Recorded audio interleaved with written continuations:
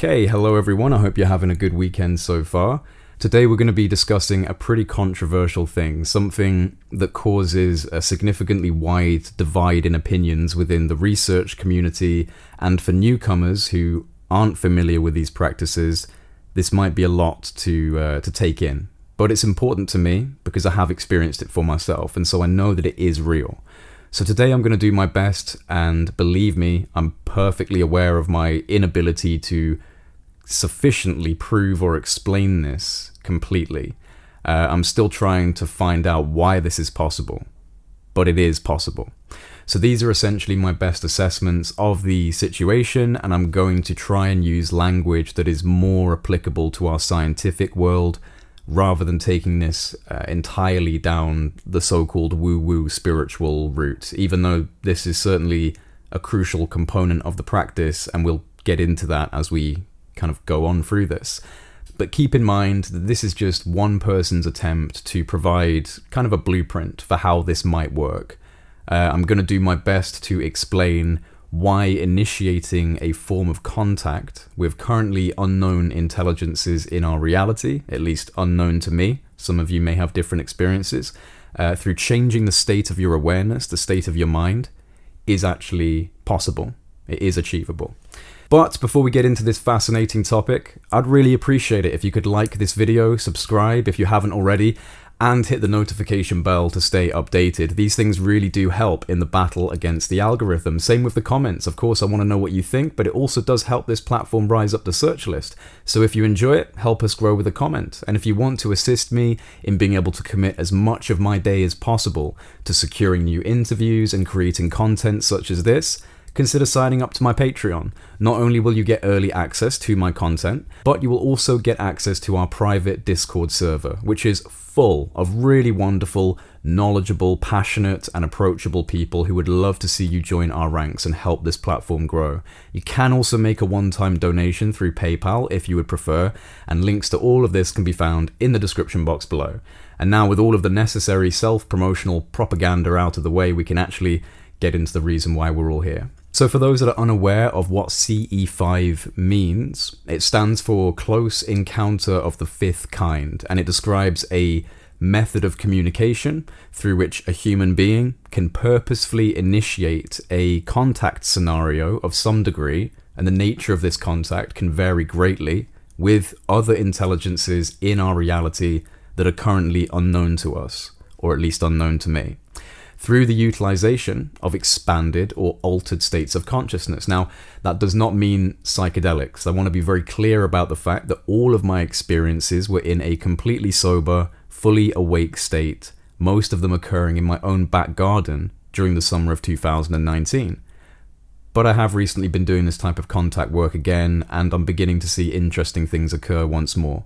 But my most profound experiences so far were in the summer of 2019, which I will get into a little bit later. So there are no mind-altering substances involved in this, other than the ones within your own neural chemistry, because you are moving yourself into a more meditative, calm, quiet state of mind, and from here you're moving yourself into a open and receptive state, which can be strengthened through focusing your intentions on the desire for contact to occur, which in of itself could be almost seen as a psychedelic experience, because you're altering your own neural chemistry, which is of course responsible for how you perceive reality. So the only real confirmation we have for this not just being an experience projected by a provoked neural network is the fact that we have multiple visual captures recorded by multiple witnesses who've been present for many of these types of contact attempts across the world, who were not themselves engaging in the contact attempts, but were simply there with an open mind and a desire to observe and see what happens. Although I haven't been able to capture anything myself, I have also had people like this with me when doing this type of contact work, and they have also seen things, and it challenged them quite significantly. This actually happened quite recently with a friend who came over for this purpose, but was not himself trying to make contact happen. He just wanted to sit there and see if he saw anything, which he most certainly did. And so my point is that all of this excludes, at least to some degree, the argument that these are simply subjective hallucinations brought upon by a provocation of your neural chemistry. I would also like to preface this talk by saying If you take issue with the guy who coined the term CE5, Dr. Stephen Greer, because I do realize he can be a bit of a polarizing figure in this community, I just want you to understand that this methodology that is referred to as CE5, it's not restricted to the methods of one man. It's not restricted to any one method. There is a spectrum of ways through which this type of communication can be successful. And my successes have come from me following my own more basic method of attempting to do this type of contact work. I wouldn't even really call it a method, but we'll get into my perception on this as we go through. So I would just ask you not to have a knee-jerk reaction to the term CE5.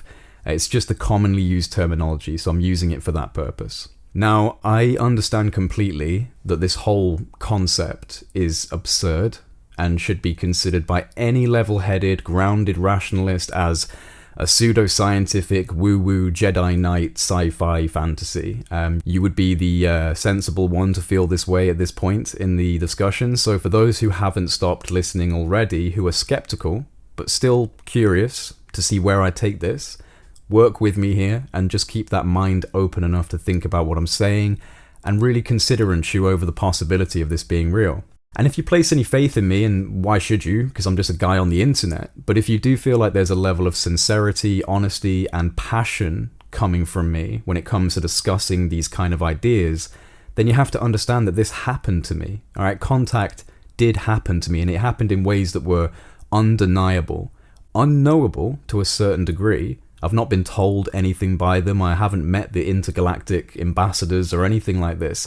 The only information I have is from what comes to me intuitively because I've given a lot of thought to this entire concept after I was successful with my own experiences that occurred when I was attempting the methods that I'm going to do my best to describe for you, whilst also being painfully aware of the fact that I am unable to fully articulate these things myself. So this is just a humble attempt to get you to see this the way that I see it, and perhaps that might help you if you decide to engage in this yourself.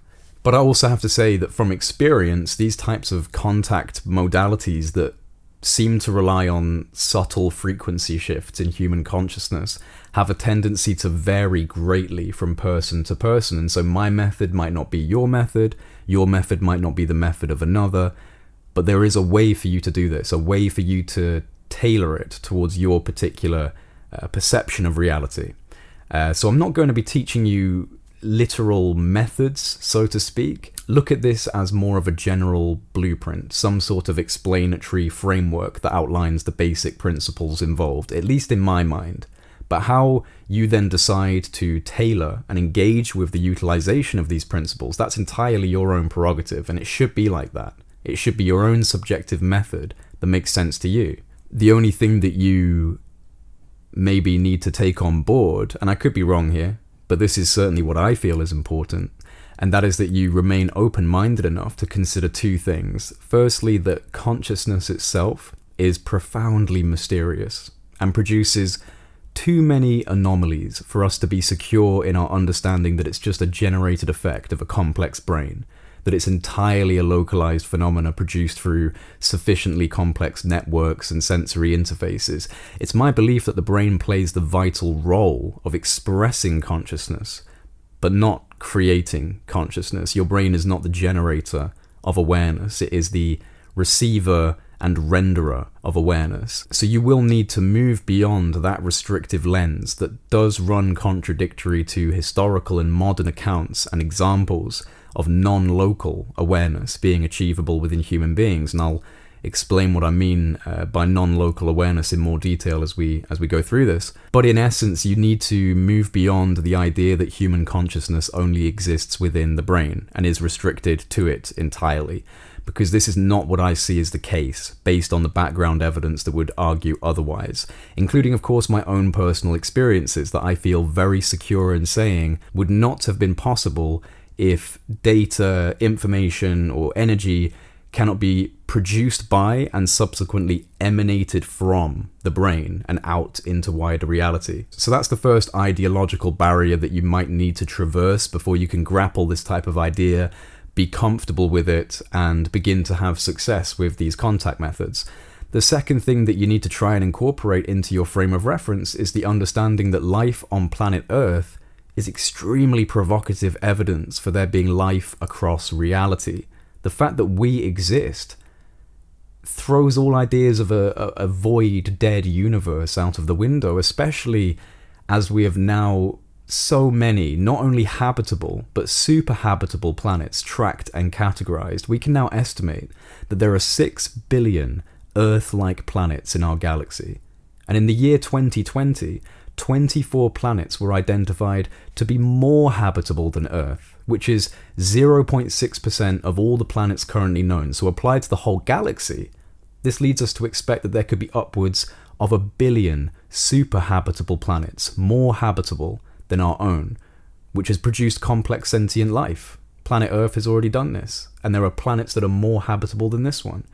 And this is just within our own cosmic backyard, to say nothing of the countless other galaxies, too numerous in number for us to even comprehend. Not only this, but the historical and modern examples of intelligent anomalies occurring in the form of what people describe as either UFOs and their occupants, or divine messengers, spirit guides, angels, psychedelic astral entities. I'm not making the claim that these things are what we've categorized them as, but what I am saying is that my second request to you is to understand and appreciate that life exists not just across this linear universe that we perceive, but across the potentially infinite dimensional folds of reality. The whole point of reality, in my opinion, is life. So don't imagine that we're alone in this place. We are most certainly not. So to recap, human consciousness has non-local capabilities, and I will explain what I mean by that in more detail. And secondly, that life is everywhere. Everywhere. Even in places that we don't expect. Even in places we didn't imagine were objectively real. If you can accept these as, at the very least, highly likely probabilities, and you have a genuine desire to initiate a form of contact, then you will have contact. This I feel quite confident in almost certainly guaranteeing you. You'll have contact in some shape or form, but there are methods that can assist you in getting into the right state of mind to become a more refined signal and receiver, and we'll talk about that today as well. But for now, let's start with a bit of background, a little bit of science. This is all leading towards the idea of making contact. These are the bits that make sense to me, but also keep in mind I'm not a scientist. I don't claim to understand the complex mechanics of physics, but this is what makes sense to me.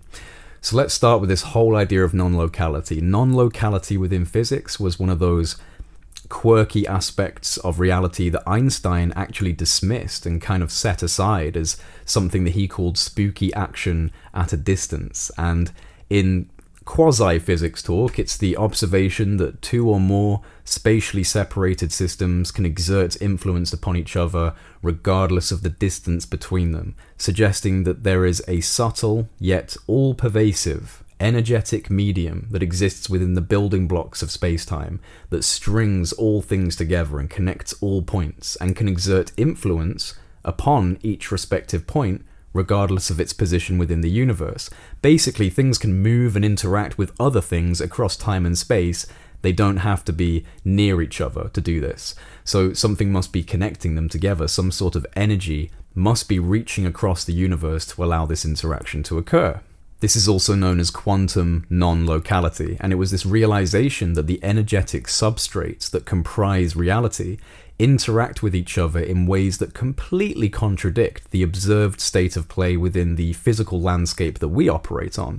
The stuff that makes the stuff you see, including yourself, behaves entirely differently to the way you actually perceive the stuff to be behaving. And so the discovery of quantum entanglement, non-locality, superposition within modern physics, these were spanners into the mechanics of the Newtonian world we've all become so comfortable with relying upon as the explanation for how things work. And we are still, in many ways, stuck in a Newtonian worldview within Western scientific culture.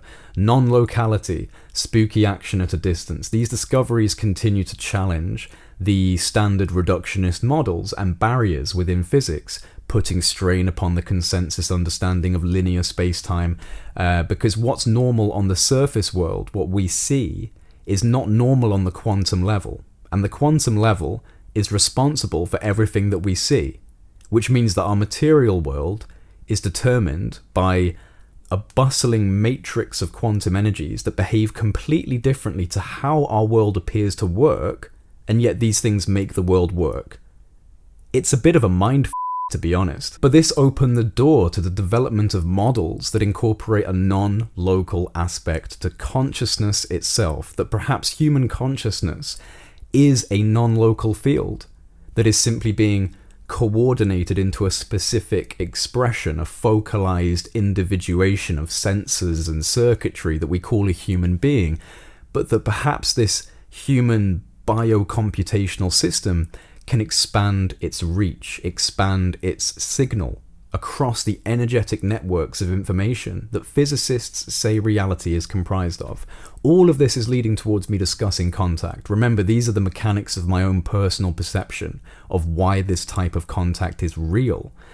Now, a photon is a particle of light that can be defined as a bundle or a quantum of electromagnetic or light energy, and an electron can be defined as a stable subatomic particle with a charge of negative electricity.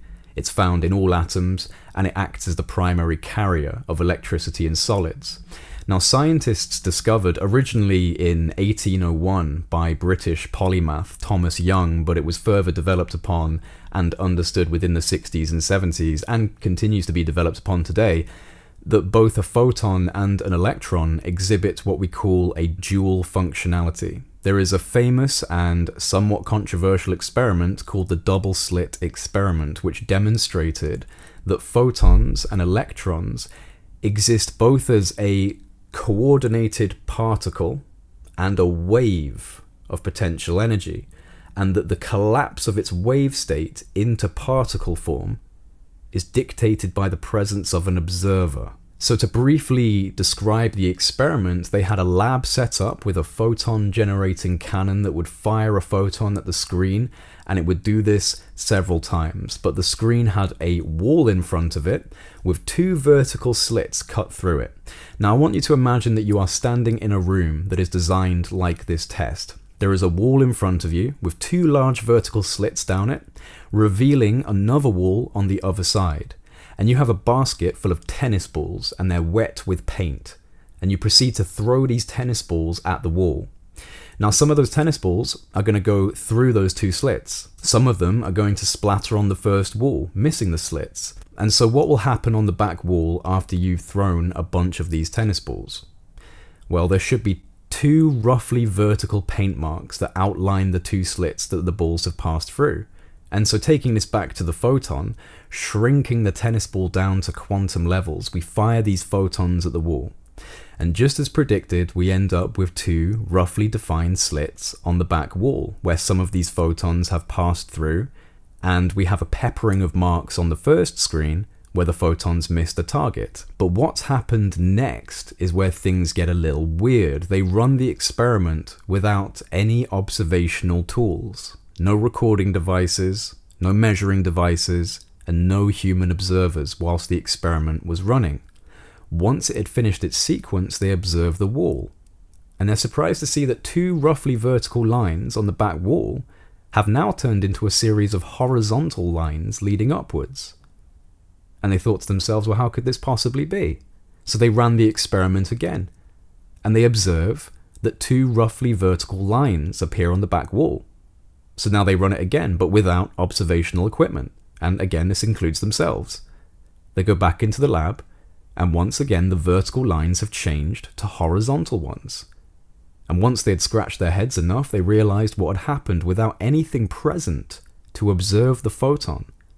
It had changed from a particle of bundled together condensed energy into a wave of potential energy. It had literally changed its entire state from a focalized particle bouncing off the walls to a wave of energy that was lapping up against the walls and producing horizontal lines on the back. And this just blew the minds of those involved, and it has since become a real problem for the reductionists in modern physics, because what this experiment seems to suggest is that a photon or an electron acts as a wave of potential energy, uncoordinated, unspecified, non-local in nature. But But once a conscious observer enters the room to watch the experiment take place, this wave of potential energy would collapse its state into a particle.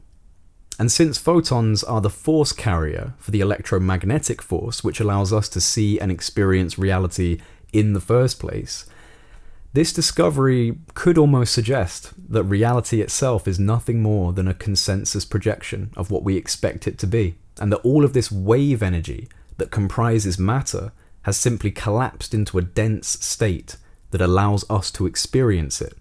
Without the observer's requirements being present, this dense, bundled energy that is forming everything around you, including yourself, expands out into a non-local wave, before subsequently realigning itself into this collapsed particle state once an observer is present.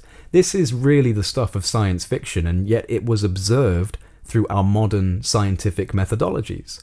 And so this dual state and observer effect has long since baffled physicists, and various models have been drawn up in an attempt to explain it. Some say it's just the presence of a reflecting lens like the human eye or a camera, that the photon is so sensitive to its surroundings that the mere presence of a lens of some form that refracts light energy towards it will provoke it to collapse its wave function. But I find this to be a very dry, dull explanation. It feels uninspired and lazy.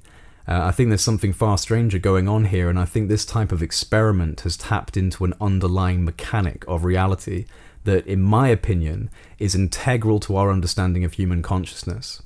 And so let's say for now that this dual functionality that we see in a photon could potentially be applied to our state of awareness as a human being. Right now, you could almost see yourself as a collapsed photon. You're in this individuated human form, a coordinated expression within space-time, and your current state of default awareness is informing you that you exist within an immediate environment that's being picked up on and articulated to you through your highly complex sensory system. But what if, through certain practices, such as meditation, or the use of psychedelic compounds, but not necessarily for this particular discussion if you want to remain objective. I mean, you will no doubt meet the galactic overlords on a sufficient dose of dimethyltryptamine, but good luck convincing the skeptics that these beings actually exist. So for the purpose of this specific talk, I think basic meditative practices are better for objective data collection. So using methods like meditation, what if you are able to expand your state of awareness, like the photon, from a collapsed, localized, condensed expression into more of a wave state, an expanded state. And through this expanded state, what if you're able to send and receive information across the universe, like spooky action at a distance, non-locality, quantum entanglement? Perhaps you can even exert physical influence upon matter itself at high enough levels of development through these non-local means. And so I think it's precisely due to our complex quantum biochemical system that is in many ways a computational system. The human being can be seen as a kind of organic computer. I think that due to this, we truly do have settings and modalities available to us through our own mind-body interface that permit for the expanding of our states of awareness to levels that would allow you to traverse the cosmos, not necessarily in a physical sense, but through the mind, through quite literally moving your perception, moving your sense of what is around you into a state that allows you to, in some way, follow the networks that comprise this universe, moving on the quantum level, traveling the way particles do, but doing so as a conscious observer. And I believe that it is through this network of energy that comprises the universe that you can send, receive, and extract sensory and linguistic information via a kind of non-local quantum bridging between your mind and the point or person in space-time that you're desiring to connect with. And when it comes to this idea of making contact, you don't need to know where they are or who they are. You just need to know that they can hear you, and you need to ground your communication in a peaceful and loving way.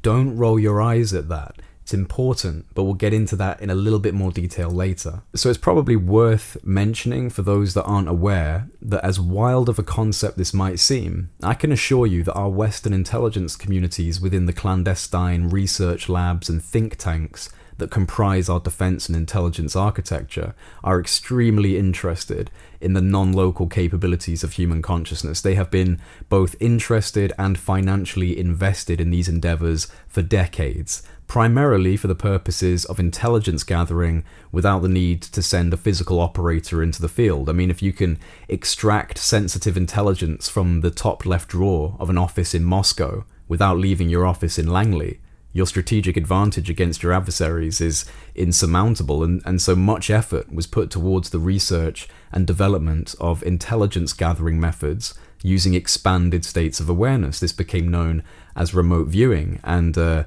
rainy afternoon spent trawling through the CIA's Digital Freedom of Information Act library can yield some pretty interesting results when it comes to the subject of remote viewing. So by all means, do that if you feel inclined to fall down a rabbit hole.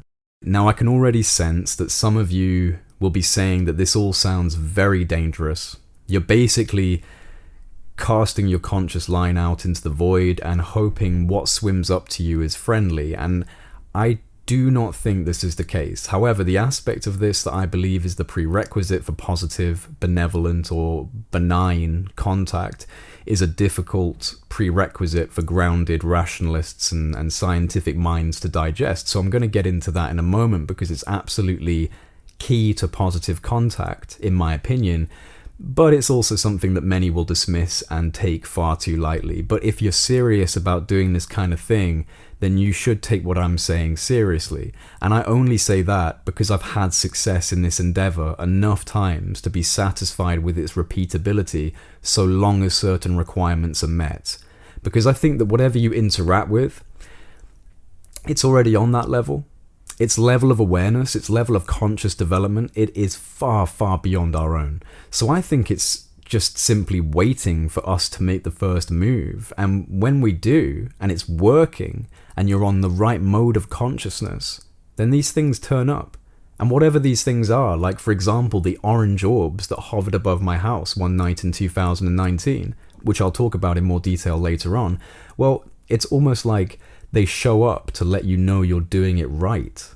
That's really what I think is going on. It's like a lesson in conscious development where the reward for participation is a profound visual exhibition of some sort that provides you with a genuine slice of evidence, even if it's only for yourself, that something is actually going on here, and that perhaps the endeavor of developing your mind, like you would develop a muscle, is a worthwhile endeavor after all. The only problem is it's such a mind-blowing thing when it happens that the last thing you think about is trying to record it. Although there have been successes, and there will be videos shown during this talk of what I truly believe are successful instances of contact being captured on film, but this phenomenon can be very subtle, and it seems to exist on the fringes of reality itself. It's very strange. It's hard to capture good evidence of it on film.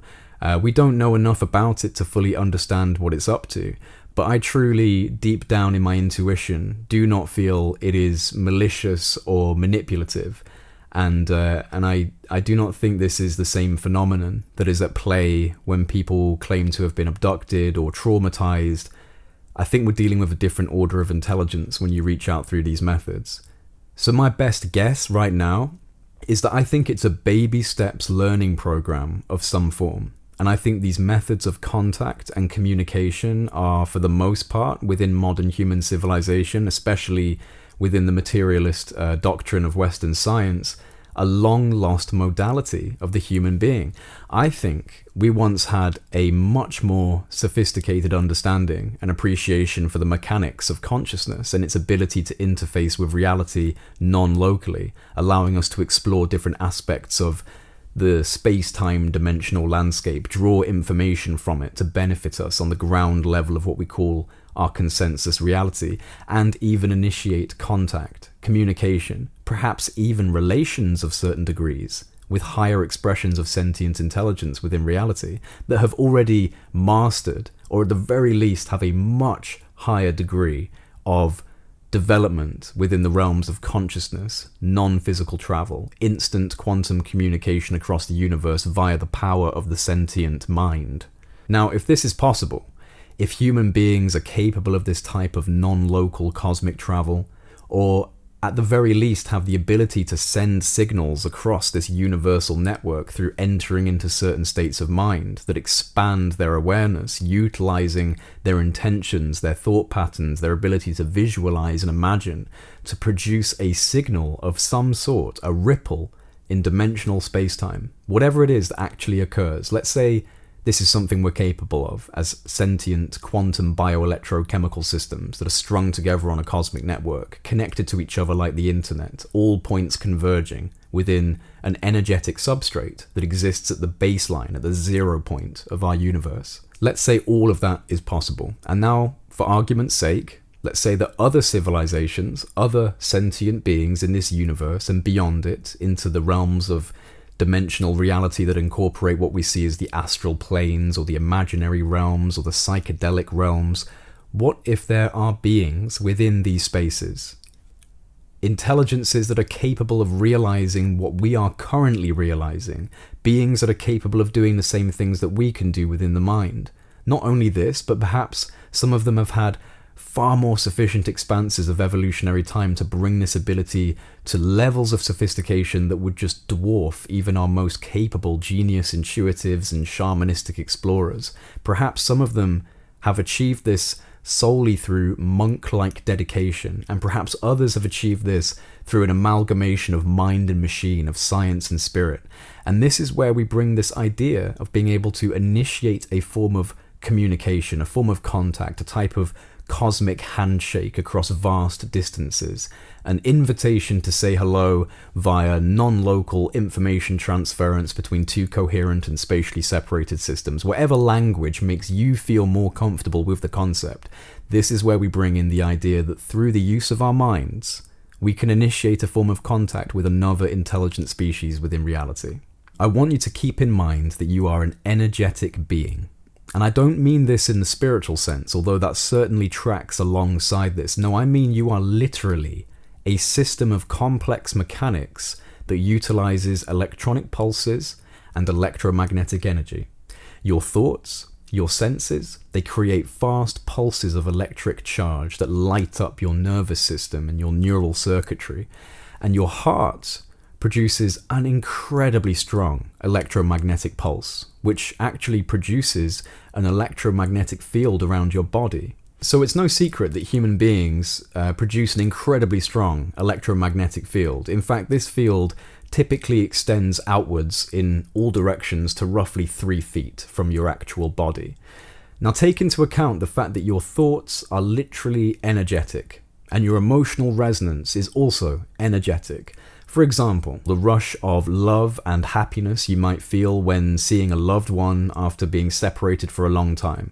That strong feeling you have is quite literally on a physiological and bioelectric chemical level producing massive amounts of electromagnetic energy, which is going to be resonating within your magnetic field. It's going to have a signature attached to it. The same can be said for fear and anger. Strong emotional responses are going to cause stronger energetic resonance, which means the stronger the emotion, the more profound a signature it's going to be producing as a type of discharge within your electromagnetic field. Think about the people who say they can see an aura around a person. The aura is usually represented in different colors depending on that person's character or current emotional state. Is it really so far-fetched to suggest that these people are representative of a small percentage of the population who have a sufficient level of sensitivity to aspects of the electromagnetic spectrum that most people do not? And this allows them to see the coronal electromagnetic discharge of your current emotional state of resonance that's being projected from your energetic state and subsequently being resonated as a specific signature within your electromagnetic field. Is that really an outlandish idea? Because to me it feels quite logical that this is what they're seeing. The electromagnetic field that's produced by your heart is more than 100 times greater in strength than the field generated by the brain. The heart also contains enough neurological components to be considered a little brain within the body. It's called the intracardiac nervous system, and it's composed of approximately 40,000 neurons. Now, I believe that understanding the power of the heart in both a scientific and even a more spiritual sense is crucial to successful contact, because you don't just have to be thinking about these things. You have to be feeling them. You have to be truly feeling them on an emotional level. And what I'm suggesting is that this electromagnetic field that's produced by your heart, which is in of itself interlaced with all the electromagnetic fields and networks that surround us. Remember that we are immersed in an ocean of electromagnetic energy and other energies, hard radiation, soft radiation. It's all around us. And we produce a localized field of it around our bodies that resonates our emotional state within it, producing signatures that perhaps by a more sophisticated intelligence could be understood, recognized, categorized. My suggestion is that you can expand the area of effect of your own electromagnetic field. You can expand it from 3 feet in all directions to all places in all directions at once. Like the photon we mentioned earlier, you can take your own electromagnetic field from its collapsed particle state of 3 feet and turn it into a wave of energy that resonates across reality. And again, if this electromagnetic field around you is resonating your state of mind around your body, what you're doing in order to have successful contact is you are resonating your state of mind across the universe, and you are tuning your state of mind towards the intentions of contact, and you are charging this state of mind, and in doing so charging your field of electromagnetism with the emotional resonance of love, of unity, of peace, of curiosity. You are, in the simplest way, sending out waves of love into the universe. The hippies were right the whole time. But seriously, this is something that I feel can be explained by physics, but it also incorporates that fundamental and vital aspect that science has ignored for far too long: the spirit of love, the nature of emotion. These two things, intellect, emotion, science, spirit, married together, create the understanding that I'm trying my best to outline here. You can send waves of electromagnetic energy out from your body and into the universe, perhaps even through dimensions, and you can literally imbue these waves, you can charge them with the emotional resonance of your choosing. So why would you choose fear or any other negative emotion? No, you're going to send love. You're going to say, hey, I'm here and I feel love, I feel connection. Do you feel it? Can you hear me? You're not trying to summon demons. This is where people in the UFO community get confused. You're not going out there with the intention of having anything other than a peaceful contact. And if you don't believe that your setting of your intentions is enough, if you think I'm naive and I'm opening myself up to manipulation, then that's okay. Don't do this type of thing. But I don't think you're right. I really don't. This to me feels like a process of getting a sentient species to expand and learn and develop in sentience. Whatever responds to you in these states, it's my belief that they are trying to show you that it's working and that you should keep doing it. So now you have a rough idea for my own personal model for the mechanics of this. The information is flowing across the cosmic network of energies that lie at the foundation level of reality.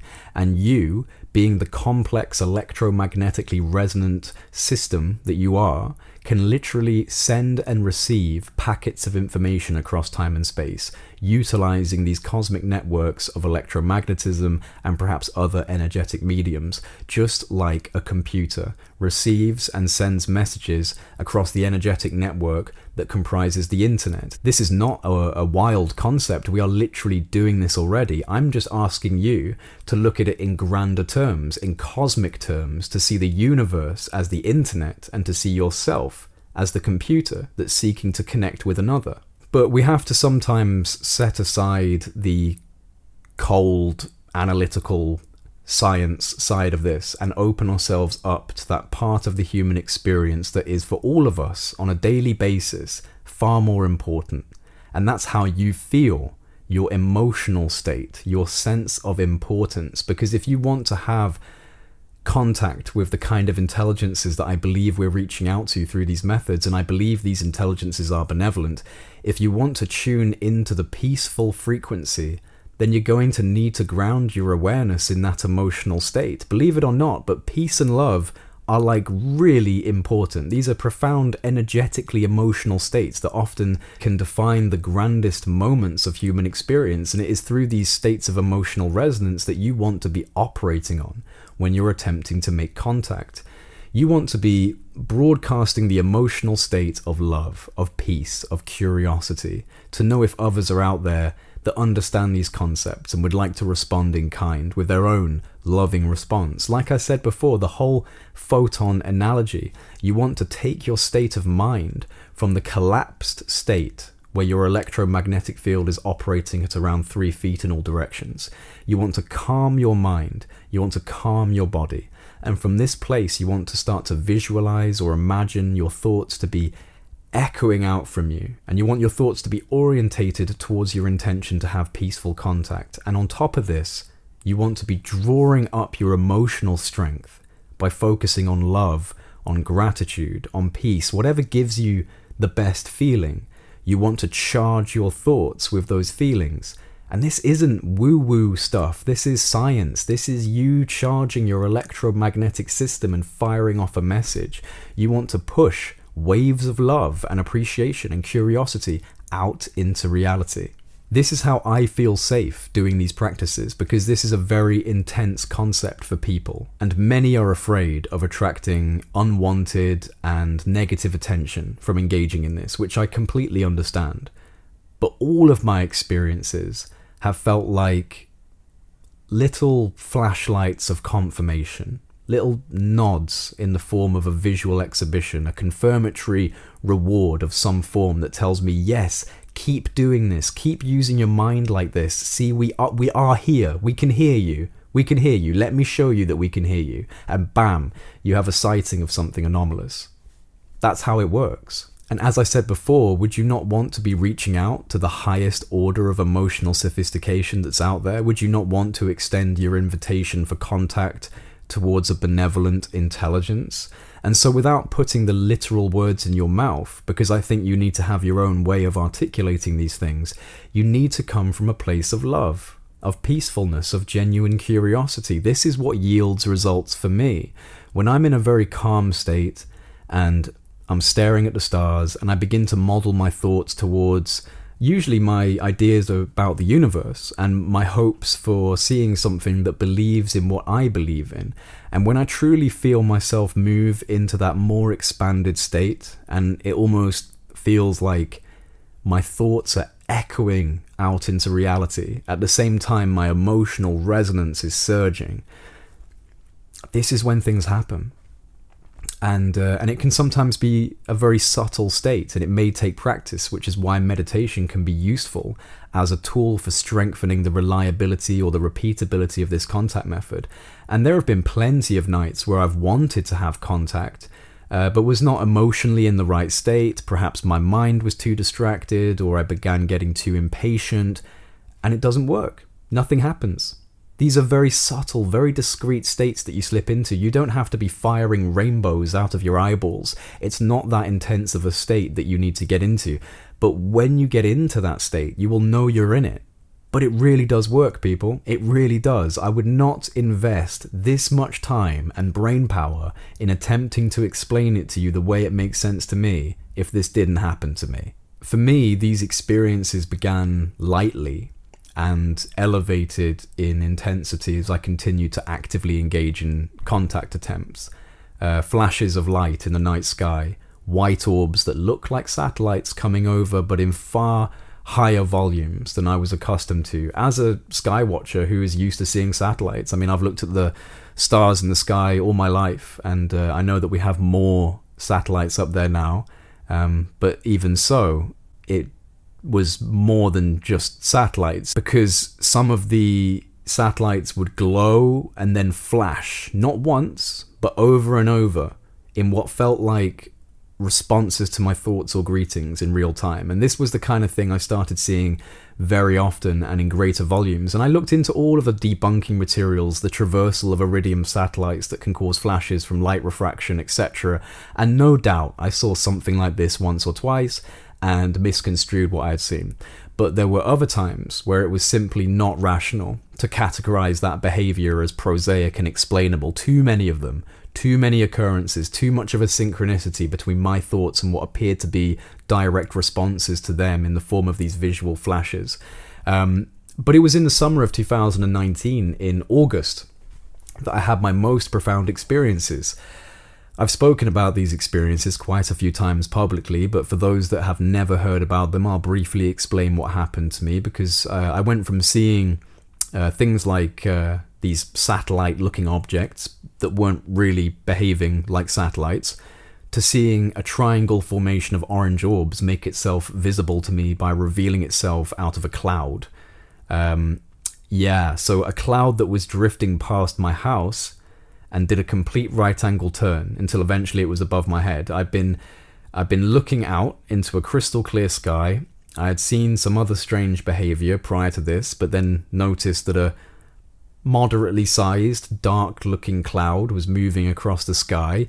When I looked closer, this cloud was producing an effect that I have never seen before. It's hard to describe, but it looked like the entire cloud had this light overlay of static around it. I could see this kind of shimmer, and the best way to describe it is literally imagine a cloud and then place a light amount of TV static over it. It looked like this, right? And this cloud was drifting in what appeared to be a natural motion. It was coming from the left-hand side of my sky, and it was moving across to the right. And I was at the back of my garden looking towards my house. So basically this cloud was going to eventually be above my house and then would keep moving off to the left and continue its trajectory. But this didn't happen. When the cloud drifted across the sky until it was in alignment with my house and myself, it suddenly did a very jarring right angle turn. It completely changed its natural drifting trajectory and was now moving in the sky towards my house and towards me at the back of the garden, looking up. So it was eventually going to be above my head. Literally did this kind of movement. Complete directional change. Bear in mind, it had this strange static-like effect coming from it, and it had done a completely abrupt, unnatural directional change. So already I was a bit freaked out by this, and all I could do was stare as it got closer and closer until eventually it was above my head. And as it got above my head, I swear on all that I love in this world, this cloud dissipated in a matter of seconds. It just kind of collapsed in on itself and revealed that within it was a triangular formation of roughly 25, maybe 30 orange orbs of light. They were in a complete formation, triangle formation. The formation kept moving in the direction that the cloud was moving, so I had to turn myself around and watch as it went off into the distance. I could see that some of these orbs were actually weaving in between each other, kind of like swapping places in this formation. And the whole experience lasted, I would say, maybe about 3 minutes, but it could have been more. It's very hard to know, in all honesty. I was in a total state of shock. No intelligent thoughts, no peaceful greeting, and no desire to even consider trying to film it, because I was simply in a state of complete awe and could not tear my eyes away from what I was seeing. I saw these orbs again on another evening, but this time, and this was all within the space of about a month, maybe just under a month. They flew across the sky, 3 of them, and they stopped on a dime directly above me in the sky, or at least above my property in the sky. And then they began to descend down towards my property, and they were weaving in between each other in this kind of strange dance-like motion, a little similar to the formation swapping behaviors that I saw with the triangles. They were drifting down very, I hate to say it, but almost angelically, very magic and strange and quite calming as well, quite a calming, non-threatening behavior in their motion, just kind of flitting down and weaving around each other.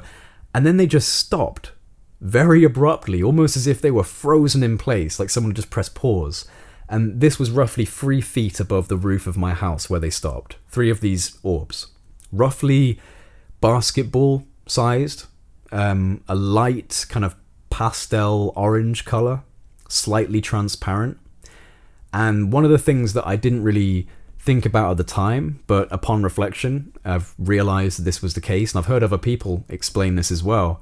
They weren't giving off light. There wasn't any sort of glow on the roof of my house, and they themselves weren't really glowing, it was like a self-contained light. Very strange to describe, to be honest, because the more I think about it, the more I think, well, it didn't behave like a normal light. There wasn't refraction onto the surrounding environment. It was almost as if it wasn't really there, which is kind of crazy, right? I mean, I have thought about that. I have thought about, well, maybe these are psychic projections. You know, no one was with me to see these ones. No one was with me when the orange orbs turned up. So I mean, I only have my own subjective data to draw upon. Maybe they weren't technically there, but my God, something happened. You know, it really happened. So these orbs were above my house, hovering 3 feet above the roof of my house. They maybe stayed frozen above there for about 3 to 4 seconds before they suddenly started moving again, weaving in between each other in this very smooth display of motion. And they gently moved over to my neighbor's garden, which you can actually kind of see over there, like basically where that wall is, and you can see the trees. That's where they were. They just kind of came over from the roof of my house and they went over to my neighbor's garden, and then they froze again as if someone had just pressed pause. It was because of the strange movements they were making as they traversed. It made the pausing like really jarring, because it was seriously just like moving around and stop, like complete stop. So they hovered above my neighbor's back garden for, it's hard to say, a handful of seconds before ascending slowly back up into the sky, dancing around each other like fireflies as they did it. And this happened to me.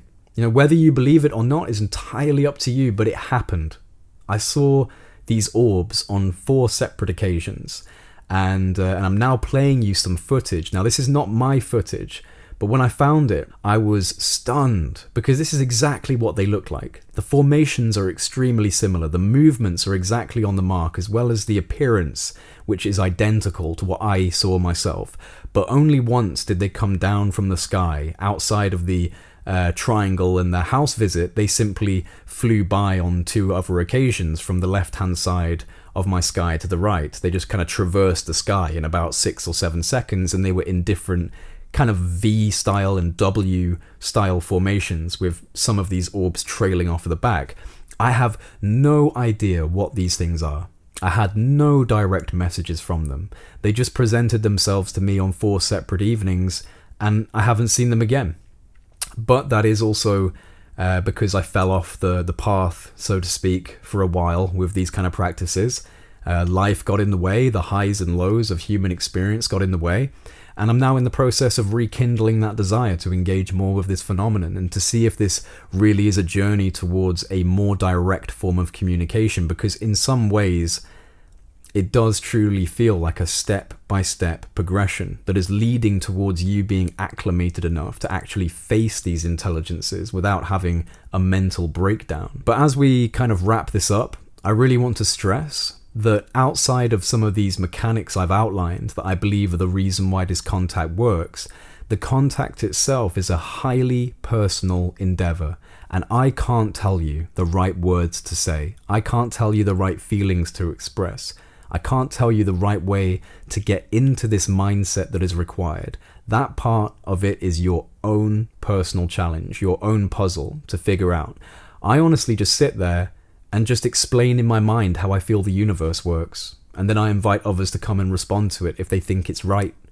And I'll just project these thoughts over and over, imagining that they are flowing from me and out into reality. And honestly, when it really feels like it's working, that's when contact happens. So that's how I do it, but that might not be how you do it. So you have to find a way that works. But keep in mind these ideas that I've presented, because I feel that they'll provide a good framework for the reasons why this is possible. And let's just finish with this, right? I know for myself, my own personal evidence, I know that there are intelligences out there that respond to love.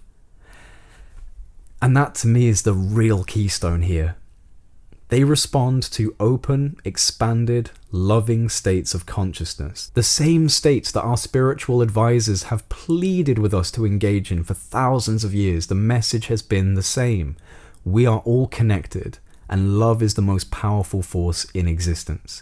If you can understand this, and if you can apply it, You will be fortunate to be one of those humans that gets to see evidence that not only are we not alone, but that we are loved, and that we are considered precious, that we are important and we have a role to play, that we're not just the mistakes that we make as a species, but that there is a value within us that is recognized by an intelligence that quite obviously is of a much higher order of evolutionary, spiritual, and perhaps technological sophistication, and it wants you to know that it can hear you. That, to me, is a life-changing understanding to have. So I hope my words here can help you in some way to be able to move towards gaining that understanding for yourself.